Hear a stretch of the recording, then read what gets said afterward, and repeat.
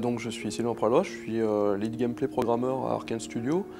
Donc en gros mon métier c'est gérer une petite équipe. Là, actuellement j'ai 5 personnes à gérer, donc en fait c'est gérer tous les aspects techniques, on va dire du gameplay programming.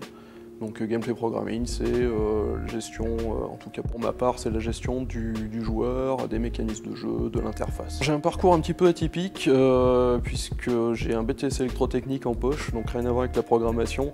Je suis un autodidacte en fait de la programmation C++. J'ai d'abord commencé par faire de l'informatique industrielle pour faire mes armes. Et j'ai eu la chance de pouvoir rentrer donc à un studio qui s'appelle Étrange Libellule à Lyon. Et j'ai pu commencer à apprendre le métier de gameplay programmeur. Et j'ai pu ensuite aller en Belgique dans un studio qui s'appelle Tentacle Studio.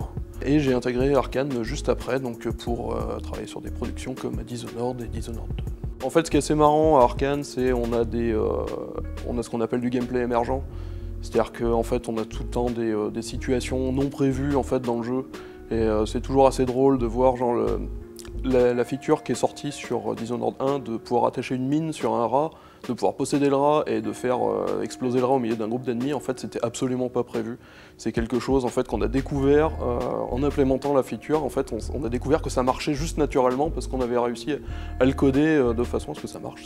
C'était juste génial, quoi.